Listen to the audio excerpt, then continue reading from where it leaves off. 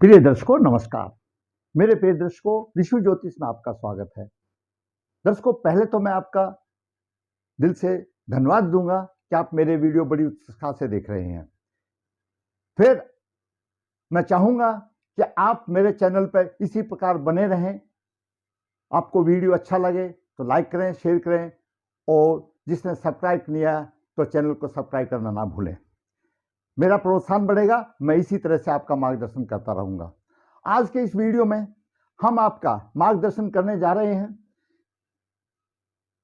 सिर का दर्द, माइग्रेन और कुंडली में केदार योग। दर्शकों, हमारे ऋषि मुनियों ने या ज्योतिष शास्त्र के निर्माताओं ने, जो हमारे 18 ऋषि मुनि हुए, पराशर जी हुए, भृगु मुनि हुए आदि आदि, उन्होंने हमारे शरीर की रचना को नक्षत्रों और राशियों में विभाजित किया गया है।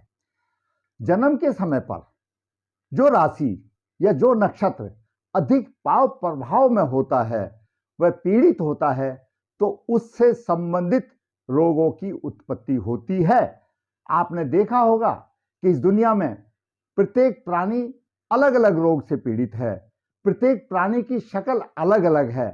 ये सब राशियों का, ग्रहों का और नक्षत्रों का, देश काल परिस्थिति का अनुकूलता के आधार पर है। तो मेरा कहने का तात्पर्य यह है कि हमारे शरीर के जितने भी हिस्से हैं उन पर हमारे 27 नक्षत्रों का, ग्रहों का, 12 राशियों का अधिपत्य है। जन्म के समय पर जो पीड़ित होता है उससे संबंधित वो रोग देता है। गोचर में आने दो या दशा में आने दो, इसी को ध्यान में रखते हुए हम एक स्त्री जातिका की कुंडली पर विचार करेंगे और आपका मार्गदर्शन करेंगे। दर्शकों, जातिका का जन्म 26/11/1998 समय सुबह तकरीबन सायकाल तकरीबन 7:10 सायकाल का जन्म है। नक्षत्र धनिष्ठा, शुक्ल पक्ष 8 गुरुवार को हुआ। जन्म के समय पर मिथुन लगन 1 डिग्री लेकर के उदय हो रहा था। लगन अपने आप में मरा हुआ है, मृत लगन है, 1 डिग्री 15 मिनट। और लग्नेश 6ठे भाव में बुध 17 डिग्री लेकर के अस्त है। लगन भी कमजोर है और बुध भी अस्त है। तृतीय भाव में सिंह राशि में राहु 2 डिग्री लेकर के विराजमान है। चतुर्थ भाव में मंगल 5 डिग्री 40 मिनट के कन्या राशि में विराजमान है। वहीं पर 6ठे भाव में सूर्य 10 डिग्री, बुध 17 डिग्री और शुक्र 21 डिग्री 30 डिग्री लेकर के वह भी विराजमान है। बुध भी अस्त है और शुक्र भी अस्त है। सप्तम भाव में कोई ग्रह नहीं है। अष्टम भाव में मकर राशि और नवम भाव में कुंभ राशि में केतु 2 डिग्री, चंद्रमा 4 डिग्री 46 मिनट और गुरु 24 डिग्री 39 मिनट लेकर के विराजमान है। एकादश भाव में मेष राशि में शनि 3 डिग्री लेकर के 51 मिनट लेकर के विराजमान है। यह स्थिति ग्रहों की रही। आज बहुत ही सूक्ष्म रूप से ग्रहों का प्रभाव करेंगे ताकि बाकी चीजें जो टाइटल है वो आपको अच्छी तरह से समझ में आ जाए। मिथुन लगन के जातक विद्याअस्नी होते हैं, बुद्धिमान होते हैं। जितना परिश्रम उतना उनको श्रम नहीं मिलता, किसी कार्य में भी वो स्पेशलाइजेशन नहीं होते।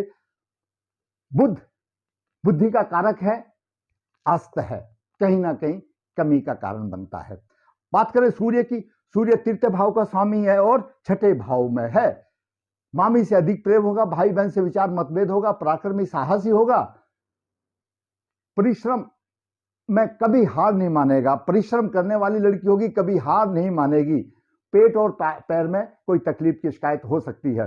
बात करते हैं चंद्रमा की। चंद्रमा द्वितीय भाव का स्वामी, द्वितीय भाव धन का भाव है, कुटुंब का भाव है, वाणी का भाव है। द्वितीय भाव का स्वामी नवम भाव कुंभ राशि में है।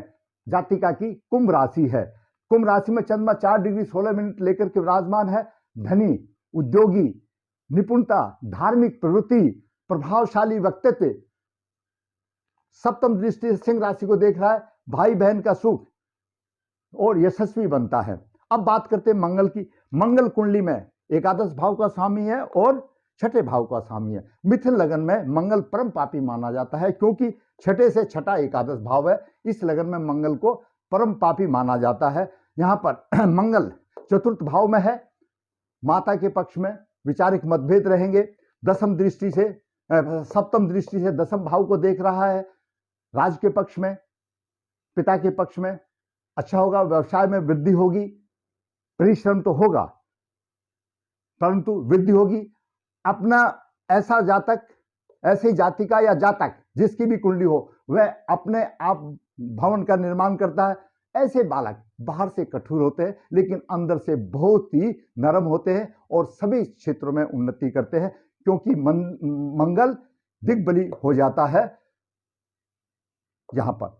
और मंगल चतुर्थ भाव, चतुर्थ दृष्टि से स्त्री में सप्तम भाव को करता है, थोड़ी सी त्रुटिपूर्ण रहेगी। सप्तम दृष्टि से दसम भाव को मैंने बता दिया, पिता वराक्षपरा, और अष्टम दृष्टि से अपनी राशि को देख रहा है। आमदनी अच्छी होगी, आमदनी का अच्छा सोर्स बनेगा मंगल आमदनी, परंतु मंगल चतुर्थ भाव में होने से मांगलिक माना जाएगा।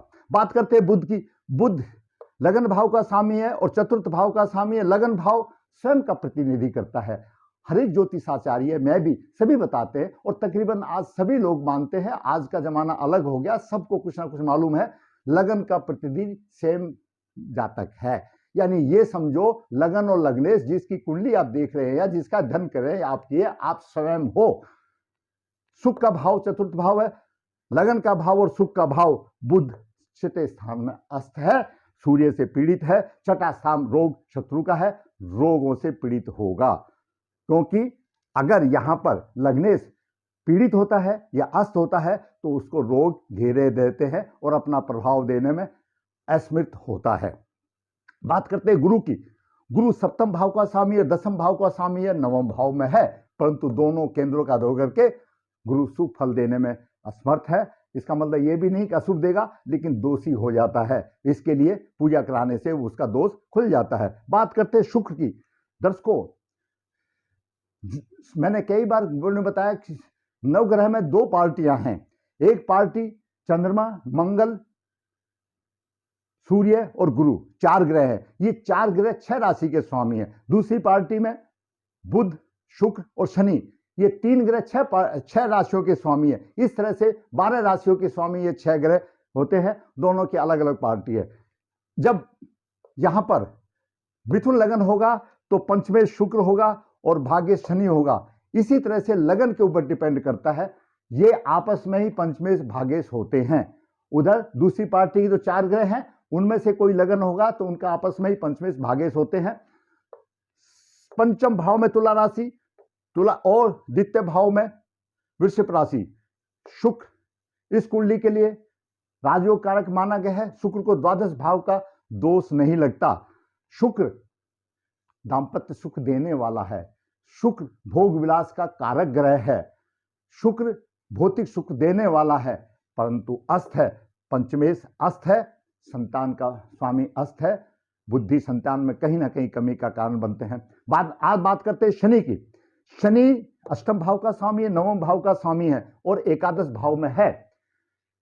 शनि तीसरी दृष्टि से लगन भाव को देख रहा है, सप्तम दृष्टि से, उच्च दृष्टि से पंचम भाव को देख रहा है। दर्शकों, ये बहुत ही इंपॉर्टेंट पॉइंट है।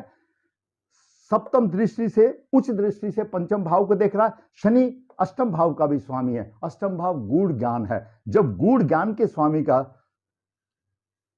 संबंध पंचम भाव से बनता है तो गूढ़ ज्ञान प्राप्त करती है। ऐसे जातक पीएचडी करते हैं, शिक्षा की कोई कमी नहीं। शनि उस दृष्टि देखता है, शिक्षा संतान में कोई रुकावट नहीं, सब कुछ मिलने का उम्मीद है, अच्छी किस्म की शिक्षा हुई। बात करते हैं राहु की। राहु तीर्थ स्थान में है। पराक्रमी, भाई बहन के सुख में दिक्कत, हिम्मत वाला, उन्नति। पंचम दृष्टि पंचम दृष्टि सप्तम भाव में है। विवाह से संबंधित परेशानी, दाम्पत्य सुख से संबंधित परेशानी, दिक्कत की बात आएगी, क्यों मंगल भी देख रहा है और राहु भी देख रहा है। इसमें परेशानी वाली बात आ सकती है। सप्तम दृष्टि से नवम भाव को देख रहा है, भाग में उतार चढ़ाव होंगे। और नवम दृष्टि से एकादश भाव को देख रहा है, आमदनी, अचानक लाभ और फायदा भी बात बनेगी। अब बात करते हैं केतु की। केतु नवम भाव में है। नवम भाव में केतु भाग में कुछ परेशानी देगा, परंतु कठिन परिश्रम के बाद वो सफलता पाएगा।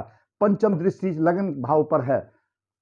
विचार, उच्च विचार होंगे। ऐसे बालक के सोच बड़ी उच्च होगी, क्योंकि केतु जो है मिथुन को देख रहा है, मिथुन राशि को देख रहा है। मिथुन राशि के लिए अच्छा है केतु। उसकी सोच बहुत ऊंची होगी और पराक्रम में वृद्धि होगी। और नवम दृष्टि से पंचम भाव को देख रहा है, संतान और शिक्षा में थोड़ी बहुत छोटी मोटी रुकावट होगी, लेकिन कोई नहीं आने वाली, क्योंकि शनि देख रहा है। ये मैंने आपको सामान्य स्थिति बताई ग्रहों की, जरूरी है करना। अब बात करते हैं दर्शकों, माइग्रेन सिर का दर्द का ज्योतिषीय योग। दर्शकों, 27 नक्षत्र में से या 12 राशि में से जिस राशि पर या जिस नक्षत्र पर प्रभाव अशुभ पड़ता है, उससे संबंधित तकलीफ आती है। आपका कोई भी लगन हो, यहां पर यह व्याख्या मैं बताता हूं, आपका कोई भी लगन हो, अगर अश्विनी नक्षत्र जो कि मेष राशि में आता है, मेष राशि में अश्विनी नक्षत्र अगर पीड़ित है, अधिक पाप प्रभावित है, काल पुरुष की राशि मेष राशि सिर की राशि है, और अश्विनी नक्षत्र सबसे पहला नक्षत्र है। अपने सिर से शुरू कर दो, सबसे पहले आपके सिर जहां बाल है वो समझो अश्विनी नक्षत्र का जगह है।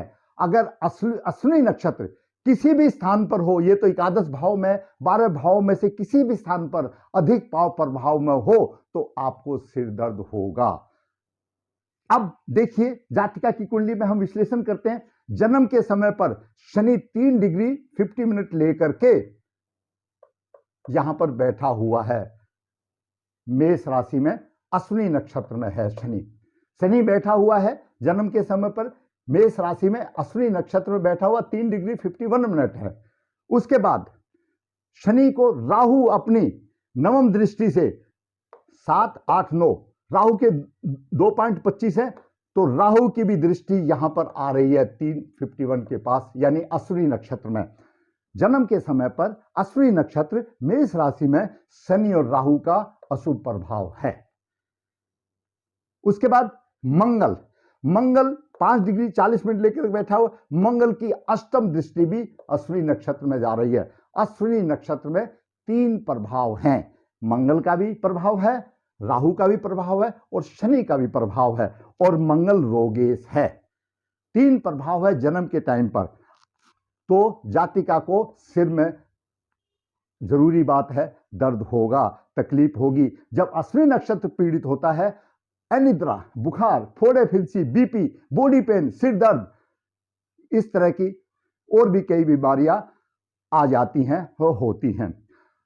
अब जब गोचर में, अब बात करते हैं थोड़ा गोचर की, क्योंकि 17 जनवरी 2023 को शनि कुंभ राशि में यहां पर इंटर हुआ, धनिष्ठा नक्षत्र में शनि कुंभ राशि में यहां पर शुरू किया 17 जनवरी, तो शनि की तीसरी दृष्टि यहां मेष राशि में आती है स्टार्टिंग में, यानी शनि 17 जनवरी को कुंभ राशि में स्टार्टिंग में था, यहां शुरू में था, मैंने यहां दिखाया है शुरू में था, और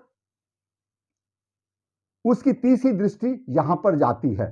धीरे धीरे बढ़ते बढ़ते 22 फरवरी को 4:20 पर यहां पर शनि आ गया, कुंभ राशि में 4:20 पर आ गया, तो उसकी तीसरी दृष्टि यहां पर 4:20 पर आ गई, अश्विनी नक्षत्र में बढ़ता गया। जातिका को 17 जनवरी से ही थोड़ा सा महसूस हो गया, जैसे शनि आगे बढ़ा कुंभ की तरफ बढ़ता गया, दर्द बढ़ता गया। उसी दूसरी तरफ राहु 22 फरवरी को 13 डिग्री 20 मिनट पर अश्विनी नक्षत्र में यहां आ रहा है, मीन राशि की तरफ। राहु उल्टा चलता है, शनि सीधा चल रहा है। 22 जनवरी को राहु यहां आ रहा है अश्विनी नक्षत्र की तरफ। जैसे जैसे ज्यादा आएगा इस आशा यहां आएगा, दर्द बढ़ता चला जाएगा। तो जब 22 तारीख को फरवरी को पेन शुरू हो गया 17 जनवरी को, और 22 फरवरी को जब राहु ने भी इंटर अश्विनी नक्षत्र में ले लिया, तो दुख बढ़ता चला गया। जैसे जैसे अंश बढ़ते गए तो दुख बढ़ता चला गया। मंगल का तो उसमें अभी नाम ही नहीं, रोगे की दशा तो लगी नहीं। दशा गुरु महादशा चल रही है 1/12/17 से 1/12/33। अगर इसी समय पर रोगेश की दशा होती और मंगल का भी होता तो असहनीय पीड़ा होती। अभी तो सिर्फ 2 ग्रहों से, शनि के राहु से अश्विनी नक्षत्र पीड़ित हो रहा है गोचर में, 11 जनवरी से जैसा मैंने बताया, और 22 फरवरी से अश्विनी नक्षत्र पीड़ित हो रहा, जातिका को पीड़ा शुरू हो गई दर्शकों। उसके बाद 22 फरवरी को गुरु ने मीन राशि से मेष राशि में परिवर्तन किया, गुरु के अंश बढ़ते गए, राहु सिर दर्द को कम करता, गुरु गुरु यहां पर मेष राशि में आ गया और गुरु सिर दर्द को कम करता चला गया, लेकिन 2 का प्रभाव है, शांति अभी भी नहीं। जब तक अश्विनी नक्षत्र से शनि का प्रभाव नहीं हट जाता और ये राहु का प्रभाव नहीं हट जाता तो पूरी उसको आराम नहीं मिलेगा। राहु 31 अक्टूबर को लगभग मीन राशि में आ जाएगा और अश्विनी नक्षत्र का पीछा छोड़ देगा 31 अक्टूबर को। जब तक तो हल्की फुल्की पीड़ा रहेगी, लेकिन गुरु थोड़ा सा डिग्री बढ़ाता जाएगा तो असहनीय पीड़ा नहीं रहेगी। इस तरह से जातिका को ये पेन की तकलीफ हुई। उपाय हम बाद में बताएंगे। अब बात करते हैं दर्शकों केदार योग। ज्योतिष शास्त्र में बहुत योग बताए गए हैं। ये केदार योग हमारे संख्या योग की अंतर्गत में आता है कि कुंडली में एक राशि में सभी ग्रह होंगे तो क्या फल मिलेगा, 2 में, 3 में, 4 में। तो इस तरह से हमारे सभी ऋषि मुनियों ने, होरा प्रसाद शास्त्र ने भी यह बताया गया है कि जो 7 मेन ग्रह हैं कहीं पर भी 4 राशि में होंगे तो केदार योग बनता है। जिस जातक की कुंडली में केदार योग बनता है वह जातक हो या स्त्री हो, लगन कोई भी हो, आप मिथुन लगन पर मत जाओ, आपकी कुंडली कोई भी हो जहां पर आपके ये 7 ग्रह 4 राशियों में विभाजित है, किसी भी जगह पर 4 राशियों में, तो केदार योग बनता है। ऐसा जातक धनी होगा, सत्यवादी होगा, सदाचारी होगा और उपकार करने वाला होगा।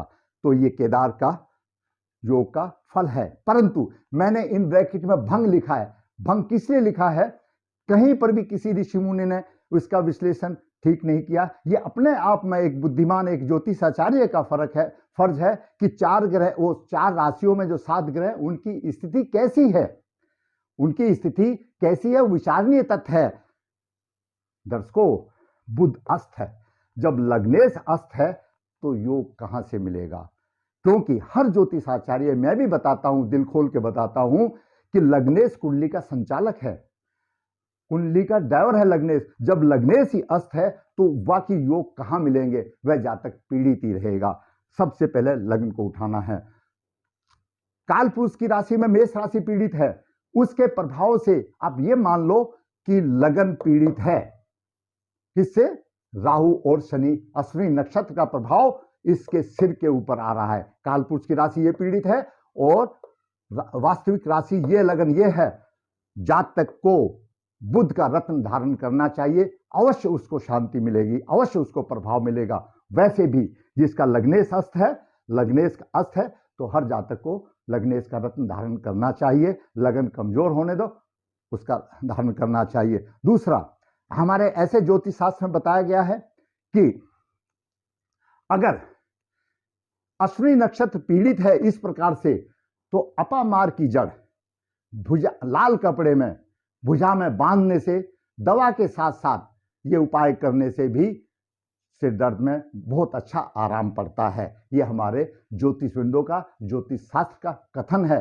तो ऐसे जातकों को जिसका अश्विनी नक्षत्र पीड़ित है, जातिका का यहाँ एकादश भाव में पीड़ित है, आपकी कुंडली में कहीं पर भी पीड़ित हो सकता है। मेष राशि में अश्विनी नक्षत्र पीड़ित है तो उसको समझो माइग्रेन है, अपने माइग्रेन का निकालो। अगर अश्विनी नक्षत्र पीड़ित है, आप उसकी भुजा में लाल कपड़े में अपामार की जड़ बांध दो, अवश्य फायदा होगा।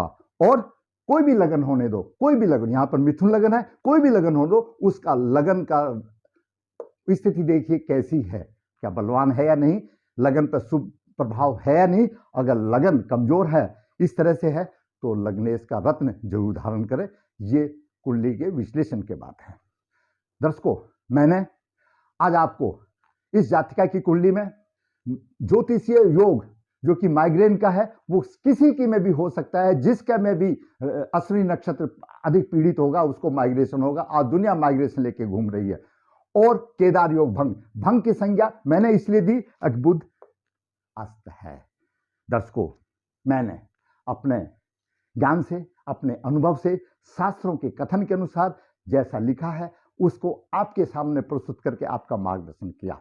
अगर आप सोचते हैं आपका मार्गदर्शन हुआ है तो मैं फिर आपसे यही आग्रह करूंगा, आप मेरा वीडियो को लाइक करें, मेरा वीडियो को शेयर करें, और जिसने मेरा चैनल सब्सक्राइब नहीं किया सब्सक्राइब करें, ताकि मेरा मनोबल ऊपर उठे और इसी प्रकार मैं वास्तविक कुंडलियों का विश्लेषण करके आपका मार्गदर्शन करता रहूं। और मेरे वीडियो का नोटिफिकेशन आपको सबसे पहले मिल जाए, आपका मार्गदर्शन हो। आप मैं चाहूँगा कि आप मेरा चैनल सब्सक्राइब करें। दर्शकों फिर कहूँगा, ऋषि ज्योतिष हाथ से पत्रिकाएं लिखता है, 30-30 पेज की पत्रिकाएं हो जाती है, पूरे जीवन का सार उसमें निचोड़ देता है। जो चाहे इच्छुक है करवा सकता है, लिखवा सकता है। ऋषि ज्योतिष नर्मदा जी के तट पर नरदेहर काल सर्पदोष पितृदोष की पूजाएं ऑर्गेनाइज करता है, आयोजन करता है। जो इच्छुक है वो संपर्क कर सकता है। ऋषि ज्योतिष कन्या भावी के गुण मिलान आदि बिना किसी शुल्क के भाव की राह आसान करने के लिए व्हाट्सएप द्वारा भेजता है। जो फायदा उठाना चाहता उठा सकता है। अंत में फिर कहूंगा, दर्शकों आपको अच्छा लगा है तो लाइक अवश्य करें, शेयर करें।